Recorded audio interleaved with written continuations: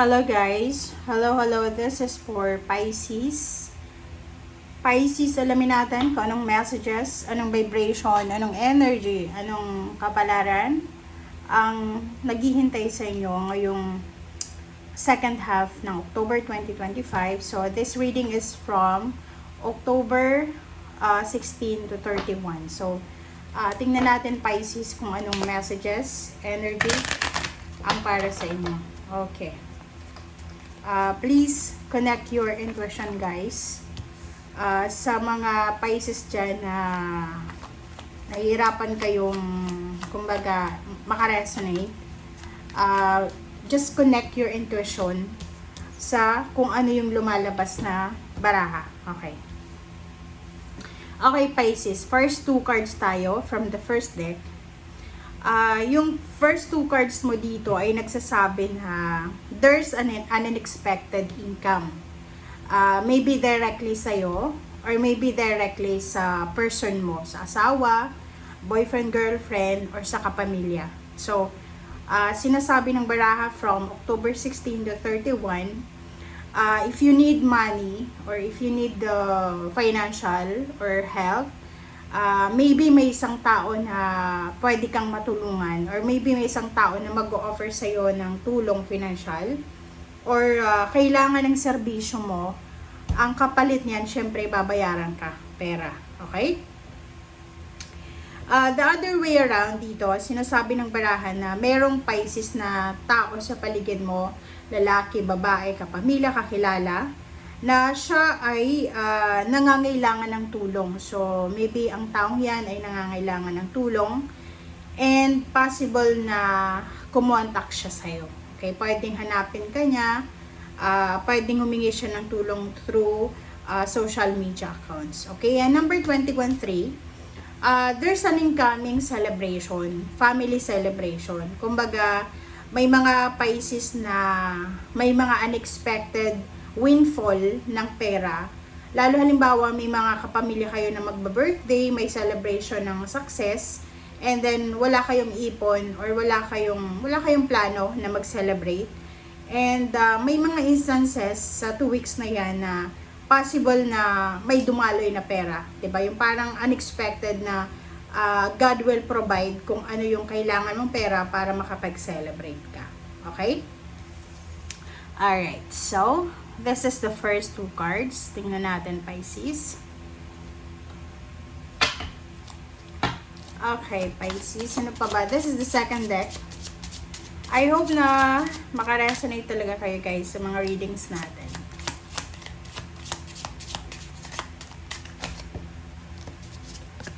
Okay. Wisdom. Wisdom is your heritage. Seek knowledge and preserve it.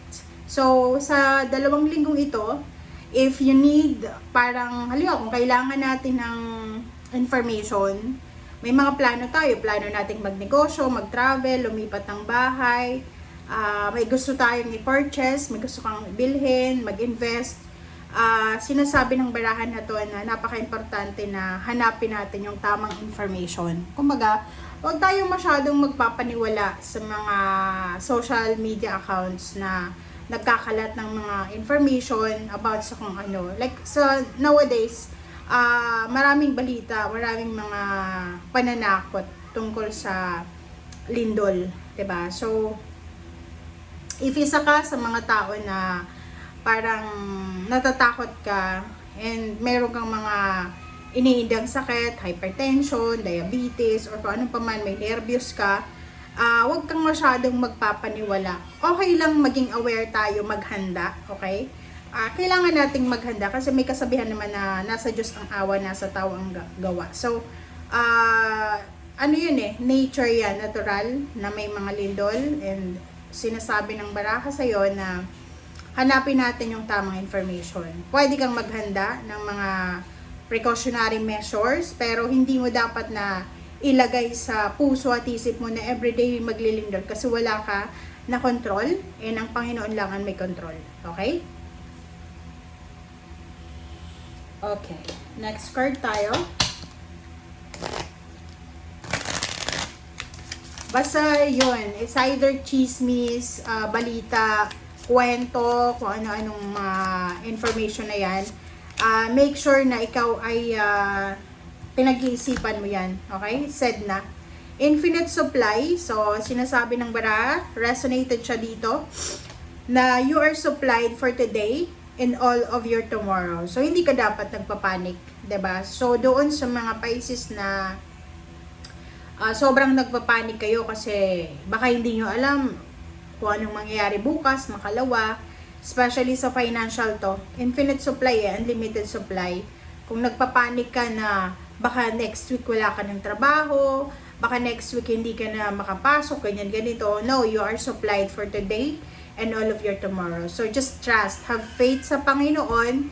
And God is our provider. Kasi, siya lang yung source natin. So, just, yun nga sabi ng barahan na gamitin natin ang panahon na to para gawin kung ano yung nararapat. Pero, hindi ibig sabihin na mag-depend tayo sa own understanding natin. Make sure na you're connected to the source, sa divine, and at the same time, may tiwala ka sa divine. Okay? Kasi sa panahon ngayon, ang dami-daming mga kumakalat na fake news, ganyan ganito, na nagbibigay sa tao ng panic. Okay? Which is hindi yun maganda. Kailangan strong faith and confidence sa Panginoon ang kailangan sa panahon ngayon. Maganda ka na mga kailangan in emergency cases, but make sure na wag yung hindi ka na nakakatulog dahil sa pag-iisip na kung anong mangyari bukas, baka maglindol na or ganito ganyan. Okay, prayer ang pinaka mass prayer, okay? Mass prayer ang kailangan ngayon, okay? And kung nag-aalala ka about sa money, ano bang mangyayari bukas, wala ka na bang pera, hindi ka ba mapopromote, yung ganito. Just focus sa kasalukuyan, okay? Alright, so 8 of Wands and then 9 of Swords. Oh, 'di ba? Resonated to eh. Kung makikita mo dyan sa 3 cards na yan, ibig sabihin, mayroong mga Pisces sa inyo na you are panicking eh, 'di ba?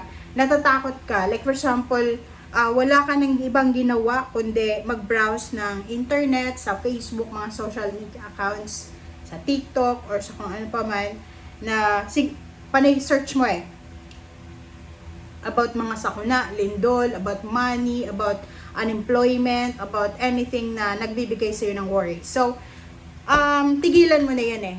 Tigilan mo na yan kasi etong balita na to, na pinapakinggan mo, etong balitang ito na binibigyan mo ng importansya, ng priority, ay siyang nagdadala sa'yo ng unsleepless nights, 'di ba? Parang na-stress ka, parang tingnan mo yung 9 of Swords, hindi ka makatulog sa pag-iisip, and hindi ka rin makapag-desisyon. So, yung mga panic natin, yung worries natin, just lift everything sa ating Panginoon. Kasi siya lang yung makapagbibigay ng peace of mind sa atin.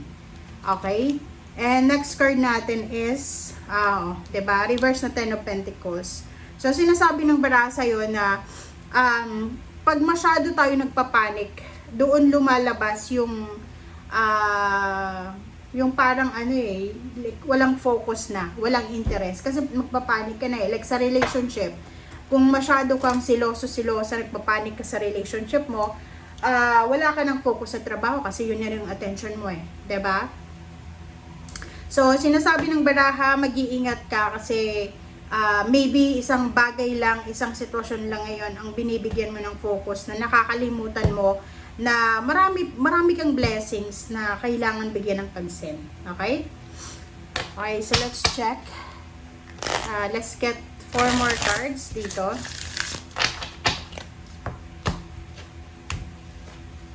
Lalo na yung iba kasi 10 of Pentacles, this is pag upright position siya, talagang accomplishment sa pera eh.